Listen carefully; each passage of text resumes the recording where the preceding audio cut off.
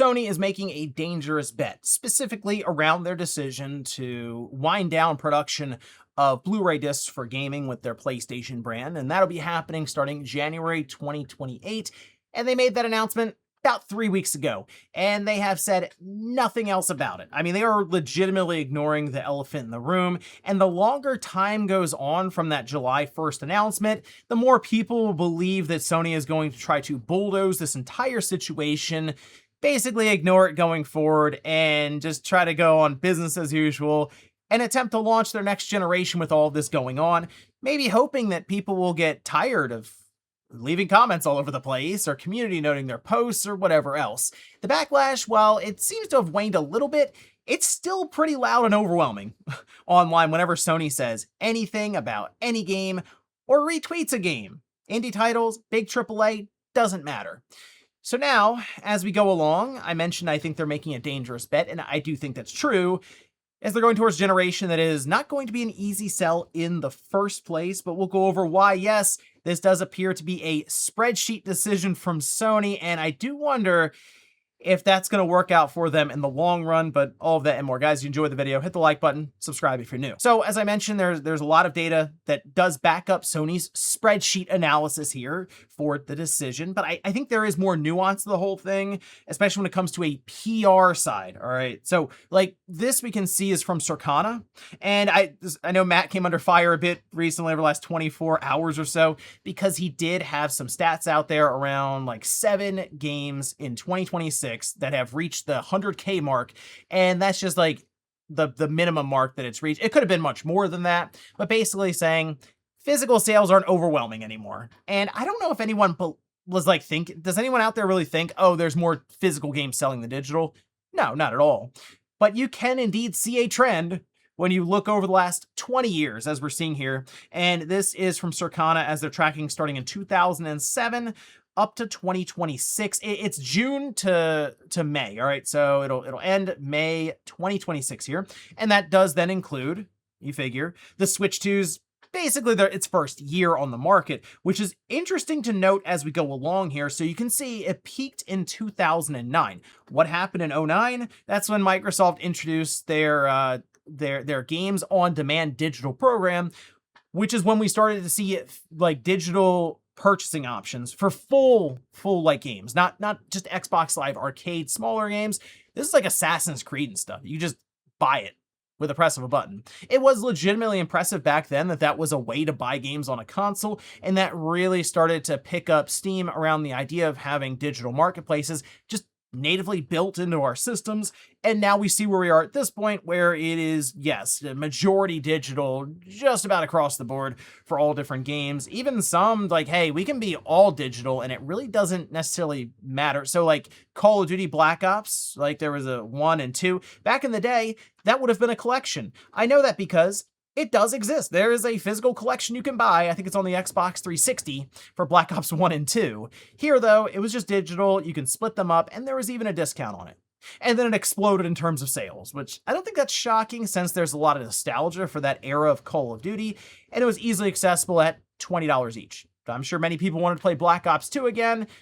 You hit a few buttons and boom, you're downloading the game, and that's that. It really plays into what I think Sony is going to be relying on heavily going into next generation, and that's the mainstream consumer that has basically adopted the PlayStation, now the PlayStation 5, as their default system. So when you see a chart like this that shows a gradual decline of overall physical video game consumer spending, it's not surprising necessarily that Sony would go, maybe people just aren't interested anymore in physical media. But I think that's also kind of short-sighted here. So 2009, again, you can see where it just started trending downwards completely. However, in the last year, it technically has gone up, spending for physical media, by 3%. The reason I think that's really happened, and it probably should have been more, is because the Switch 2 launched. Like, Nintendo, out of all the companies, has a much more favorable environment for physical media. I still think, we don't have exact numbers, Nintendo puts it out there, but it's still kind of roundabout. I still think we're like 50-50 on physical media versus digital with Nintendo's ecosystem. The cartridge does have significant benefit over digital when it's all in the cartridge because you don't have to install it. It starts up immediately. You open the case, drop the cartridge in, and it plays. Maybe there's a day one patch that's a couple hundred megabytes or something. Sometimes though, I've put a game in and it doesn't have a day one patch, which is actually pretty impressive because it's convenient. So while it is trending downwards here, still $1.6 billion in consumer spending. That's not nothing. So again, I know Sony is looking at this in the sense of they've kind of gotten to the point anyway, just with the overall trend of digital games taking over with consumer spending habits. It needs one last shove, we'll say, over the cliff here, over the hill, so that it just completely crashes at that point. And that's basically what Sony has done here in starting January 2028, but now with that announcement. However, there was another thing that's been going around. This is from Alinea Analytics, all right? This is where I think Sony might run into some trouble, okay? And so these are all games here that Alinea is tracking for 2026. They're top PlayStation games by copies sold, all right? And that's also very important to note because not necessarily just the revenue. It's at like legitimate copies here that they're tracking. So FC26, 5.1 million copies in 2026. 12% of that was physical. I mean, again, not the best split, obviously. It's 88% versus 12%. But then you go down to Resident Evil Requiem, 27.8% physical on 3.5 million copies sold. All right, that's a little more favorable then towards physical. Arc Raiders, there was no physical copy. Of course, that's 100% digital. First Light, 21%. Crimson Desert, 20%. Forza Horizon 5, no physical copy, so there you go. But Ghost of Yotei is the interesting one to me. It really stands out that, a first-party PlayStation game does actually lean more physical than most of these other games. I mean, it's 35.4%. And again, Ghost of Yotei came out last year, but this is spillover into 2026 as these games will continue to sell. They're evergreen on Sony's platform here. And Sony, while they will still have discounts for some of their first-party games, many of them just stay full price. Demon's Souls, that's still a $70 game, and it launched with the PlayStation 5 back in 2020.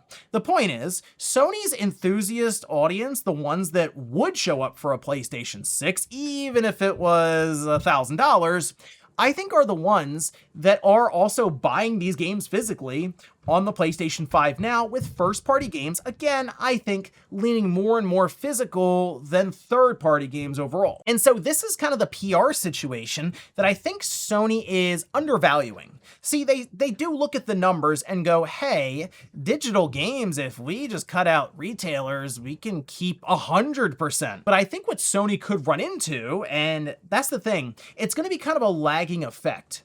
So right now, Wolverine's coming up. I think there'll be people who pick up Wolverine physically as like, I'll show them. You know, more people are motivated now, I will say, before the announcement. I would do these unboxings for like physical copies of PlayStation 5 games for shorts, and people didn't really get it. Now though, they see more about it. So I think some seeing the idea that they could lose a choice in the marketplace are more so interested in backing physical media. I wonder if Wolverine comes out, and it's going to come down to also how many copies are just provided at retail. That's a big thing too, is there can be limited stock on one side, but then digital, you can't really sell out. Like they can just keep providing it without any issue for stock. But I do wonder if Wolverine comes to market and it sells out at retail for physical copies, if Sony looks at the numbers and it's 50-50, like wouldn't that'd be something else, right? It makes me wonder if Sony would look at that and go, oh,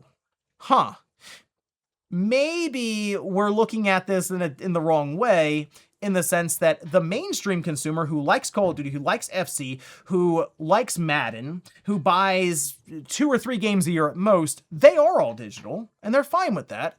But the people who do show up and buy first-party Sony games, who know about the day-to-day operations, who are really plugged in, they are actually feeling a bit slighted with this whole thing, and maybe they will stick around with their PS5 a little bit longer. They won't feel the need to run out and get that PS6 immediately. Also, the $1,000 price tag may kind of put up a bit of a barrier there, but you kind of get the idea. They're less motivated or less excited necessarily to get the system. Now, we don't necessarily know about the system. There's still a lot of information we need here, but if it really is kind of a, hey, it's going to be a stronger system, better ray tracing capabilities, AI, you kind of get the idea. It's like, okay, what's really jumping off the page to me? That's where I think it becomes a little more difficult to sell and now overcome kind of a disgruntled consumer with this whole thing. Maybe one that's also a little less inclined to run out and buy every $70 or $80 game because they know that there is no trade-in value or there's no resellability. There's more risk than ever when it comes to digital games because you buy it and you're stuck with it. The other issue is that Sony could end up in a situation where regulators, governments get involved. And that's mostly because if they really don't have a plan for how digital is going to evolve over time and have more consumer-facing rights for buying a game by accident and wanting to refund it, or actually having ownership of the game away from this closed ecosystem that Sony has formed, removing physical discs, I think, makes it easier than ever for regulatory bodies to argue that Sony is indeed locking consumers down. And does Sony really want to invite a lot of these governments in, these regulators, to potentially break open a closed ecosystem that Sony is completely reliant on? And I think more than ever now is looking to push people towards. I mean, they're already facing a bunch of lawsuits, and some are even saying, hey, this actually just makes our job easier because you have indeed removed a pretty significant option for consumers. And I think at this point it's pretty obvious the bet that Sony is making here, and it is a spreadsheet one to where they believe they will make up for any of the lost revenue from maybe customers leaving PlayStation and going to PC, or not moving over to the PlayStation 6 right away, or just buying less games because there aren't physical options on the marketplace. Sony will end up making up for that lost revenue with higher margins on the digital side, especially if they go into a generation with the PS6 where it is completely digital across the board. Now, will they end up being right about that? We'll find out, I think, starting next year when they talk about the PlayStation 6. And of course, when we get to launch for the system, what's going to happen? Because I already think it's going to be a very difficult situation to sell people on a system that is very expensive. But if Sony is really counting on a digital mainstream to make the move to the PS6 to help get that system, like the momentum going for it, I don't think it's going to work, and I think they will lose that bet.